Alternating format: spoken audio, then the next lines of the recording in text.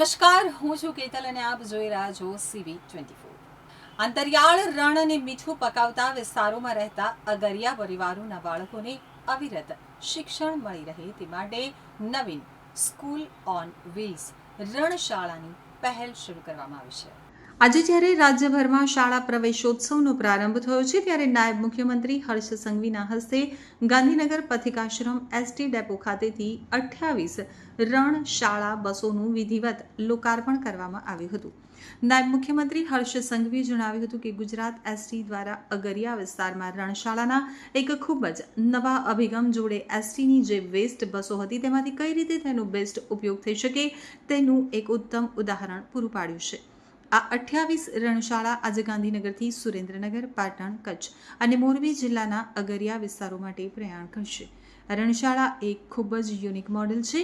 બસની અંદર 20થી વધુ બાળકો માટે સોલર એનર્જીના માધ્યમથી ટીવી અને ડિશ ટીવીની વ્યવસ્થા છે, જેથી ગુજરાત સરકાર દ્વારા ચલાવવામાં આવતા ઓનલાઈન ક્લાસીસનો પણ આ બધા જ બાળકો લાભ લઈ શકશે. તો રણની અંદર જે પરિવાર અગરિયા તરીકે કામ કરી રહ્યા છે તેમના બાળકોને ભણવા માટે ક્યાંય દૂર ન જવું પડે તે માટે પ્રત્યેક બાળકોને આ બસમાં ક્લાસ થકી આવનારા દિવસોમાં ભણતર આપવામાં આવશે. તેમણે કહ્યું કે આ બસો જે બિન ઉપયોગી હાલતમાં હતી એ જ બસ આજે શાળાનો ઉત્તમ ક્લાસ છે તે પ્રકારની વ્યવસ્થા બસની અંદર કરવામાં આવશે. આગામી સમયમાં પણ આ પ્રકારની વધુ બસો શિક્ષણ આપવાના હેતુથી તૈયાર કરવામાં આવશે, જેથી છેવાડાનું એક પણ બાળક શિક્ષણથી વંચિત ન રહી જાય. તેમણે ઉમેર્યું હતું કે આ પ્રસંગે નાયબ મુખ્યમંત્રીએ વિશેષ રણશાળા બસનું પ્રત્યક્ષ નિરીક્ષણ કરી તૈયાર કરનાર કારીગરો અને અધિકારીઓનું ફૂલોથી સ્વાગત કરી અને શિક્ષણ માટેના મહાયજ્ઞમાં સહભાગી થયા તે બદલ સૌને અભિનંદન પાઠવ્યા હતા. તો સમગ્ર શિક્ષા અભિયાન શિક્ષણ વિભાગ અને ગુજરાત રાજ્ય માર્ગ વાહન વ્યવહાર નિગમના સંયુક્ત ઉપક્રમે અમલમાં મુકાયેલા પ્રોજેક્ટ મીઠાનું ઉત્પાદન થાય તેવા વિસ્તારોમાં મોસમી સ્થળાંતર કરતા પરિવારોના 6 થી 14 વર્ષના બાળકો સામેના શૈક્ષણિક પડકારોને દૂર કરવાનો પ્રયાસ છે.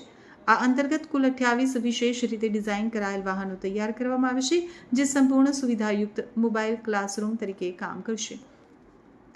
દરેક મોબાઈલ સ્કૂલ GSRTCની નિવૃત્ત બસોને આધુનિક શિક્ષણ સ્પેસમાં રૂપાંતરિત કરી અને બનાવવામાં આવી છે.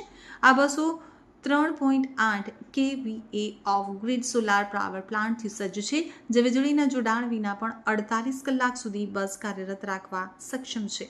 સોલાર સંચાલિત ક્લાસરૂમમાં 43 ઇંચના smart TV, dish TV connectivity દ્વારા શૈક્ષણિક ચેનલો, FM રેડિયો, ડિજિટલ ઘડિયાળ, LED lighting system, wall fan અને ઓનલાઈન તેમજ ઓફલાઈન શિક્ષણની સપોર્ટ કરતા લર્નિંગ એડ્સ એન્ડ શૈક્ષણિક સાધનો ઉપલબ્ધ કરાવવામાં આવ્યા છે. રાજ્યના સૌથી અંતરિયાળ અને વંચિત વિસ્તારો સુધી પહોંચવાના અથાગ પ્રયાસોને દર્શાવે છે.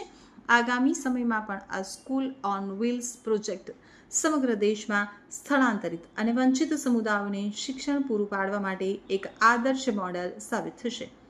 ઉલ્લેખનીય છે કે GSRTC અને સર્વ શિક્ષા અભિયાનના સંયુક્ત ઉપક્રમે તૈયાર કરાયેલી આ રણશાળા એ સુરેન્દ્રનગર જિલ્લાના પાટડી તાલુકામાં સૌથી વધુ 20, પાટણના સાંતલપુરમાં 4, કચ્છના અંજારમાં 2 તેમજ મોરબીના માળિયામાં 2 એમ કુલ 28 બસો શિક્ષણના યજ્ઞમાં સહભાગી થઈ છે.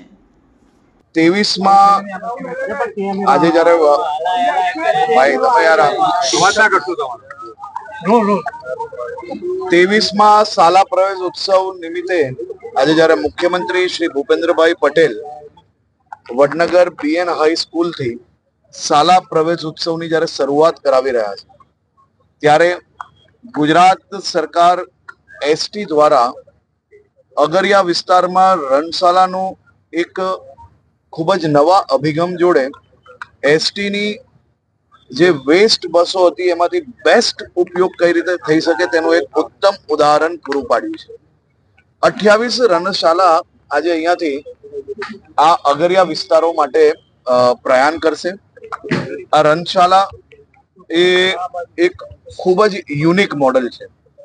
બસની અંદર 20 થી વધુ બાળકો સીધી સોલર એનર્જીના માધ્યમથી ટીવી અને ડિશ ટીવીનું બી અંદર જ વ્યવસ્થા છે, જેથી ઓનલાઈન જે ક્લાસીસ ગુજરાત સરકાર દ્વારા ચલાવવામાં આવે છે તે બી આ બધા જ બાળકો લાભ લઈ શકશે. આ બાળકો જે રનની અંદર જેના પરિવારજનો કામ કરી રહ્યા છે, જે ભણતરથી ક્યાંક ને ક્યાંક દૂર જવું પડે તે માટે ભણતરથી દૂર રહેતા હતા, એવા પ્રત્યેક બાળકોને આ બસમાં ક્લાસ થકી આવનારા દિવસોમાં ભણતર આપવામાં આવશે.